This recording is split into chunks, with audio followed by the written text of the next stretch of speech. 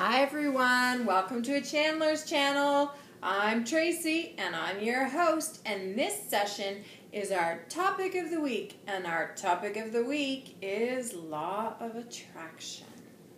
So if that's what you're here for, stay tuned. I'll go get Whitehawk very shortly. So our last topic of the week was about July, and Whitehawk had stated that it would be an intense month. It would be a hot and wet month. And then he went on to give us a teaching about anger. So how did that go? Did you peeve anybody off? Did you get in any arguments? Did you see any arguments? Look around, listen, smell. You can smell anger, you can taste it, you can feel it. Use all those senses that you've been given, the 5 senses, and then of course the really important sense, the 6th sense. Well, actually they're all important. So I wonder how that goes, how that went. Comment. That would be fun, commenting, right? Go, hey Trace, I've seen 2 birds in nature fighting, or hey Trace, was having coffee and heard a couple get in a fight, or hey Trace, 2 squirrels are fighting, or was in the parking lot and saw road rage. Those are all ways to make you aware of what's happening energetically in your area. Also, it doesn't necessarily mean it's in your life, because you could have you're in a different cycle, but it certainly means that it's happening in your city or the town that you're in. But it also means watching that 24-hour time frame. That fighting could come into your life. Maybe you're going to fight with your agent. Maybe you're going to fight with your mortgage broker.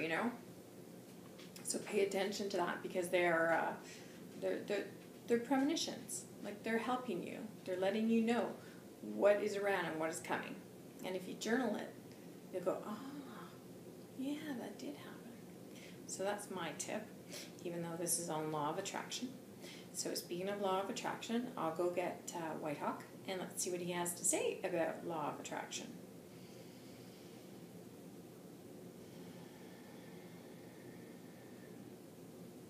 Indeed, he says. What do I have to say about law of attraction? Well, and as he goes to speak, I see somebody throwing a javelin into the air. The long poles, like they do in the Olympics, the javelin throw, And he says, indeed, he says, this person, this javelin thrower, is going to throw the javelin in hopes, he says, of the javelin landing in a certain spot. For he has that spot, he says, in mind. He knows where he wants that javelin. Or she knows, but in this case it's a he. He knows where he wants the javelin to land. And so he throws it with all his might, and all his skill, and all his talent. And into the air it goes. And where it stops, nobody knows. Or do they? For you see, this person has put forth in his mind that this is where I want the javelin to land. So I see the person over, like, pointing to a spot, like this is where I want the javelin to land. And so that javelin has been thrown with the intent that it's going to land here. Indeed, Tracy, he says, very good visual. And so when the javelin lands here, which is pretty darn close, Whitehawk says. So you see, his intent was simply to do this and make it land here. And so he got it a few feet off, but it was very close, he says.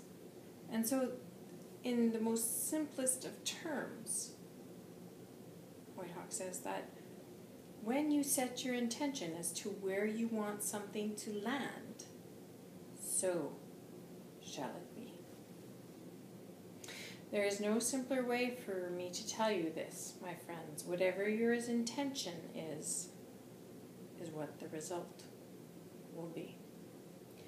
And so, if you go in with anger, then your result will be anger.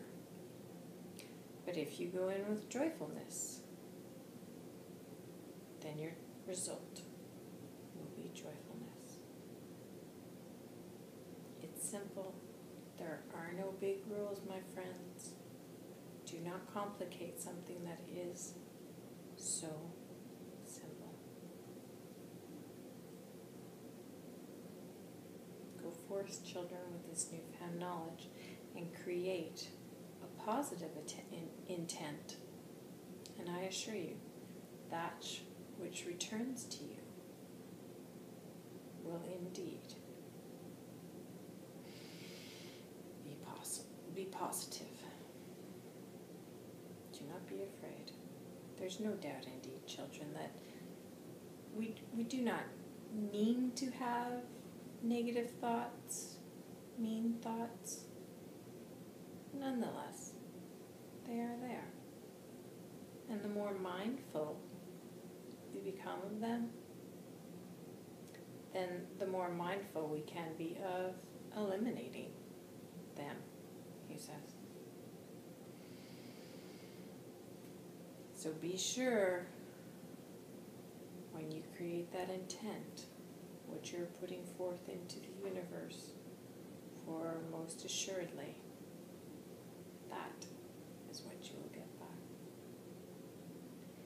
And he says this one in her mind is all over the joint, he says. And so what I will share with you in regard to that is, if you put forth wishy-washy, then you will get back wishy-washy. And then I hear, like myself or others going, but what about the whole saying, careful what you wish for you might just get it, And goes, indeed, this is true. Unanswered prayers, same thing, he says. But you cannot be afraid to put forth that which you desire in your life. He says, for if you eat it, he says that is bad medicine, also known as resentment. So put forth, he says, the good vibes, he says, into the world, and those same good vibes will come back to you. Play mindfulness, he says. Conscious mindfulness of what it is that your deep thoughts are, he says. And you will know where you need to change them, for it will come to you much easier. I am not telling you to stay in your head all day. Indeed, I am not. What I am saying is, be mindful of your judgments. Be mindful of your thought processes.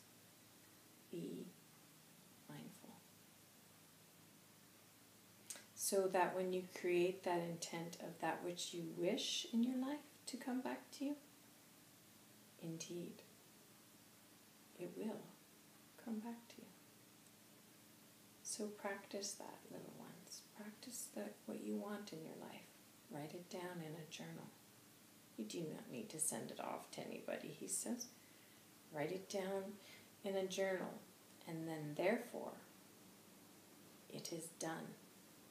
And you have put forth into the universe that this indeed is what you wish for. I will check back with you, he says, next week to see if any of you have written this down in a journal, or at least on a piece of paper.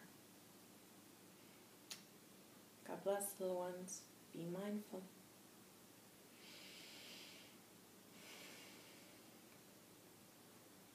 Thank you, Whitehawk. Well, that was a good reading. Actually, I really liked it. I'm going to have to go and get my journal, and I'm going to write down some things that I wish for.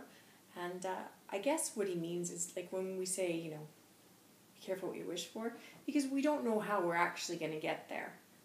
And sometimes it does, implies suffering in yourself or suffering in others. But nonetheless, bittersweet is the only way I can put it. Bittersweet. But don't stop moving forward because of others. Not all the time, anyways, because then you're only compromising yourself.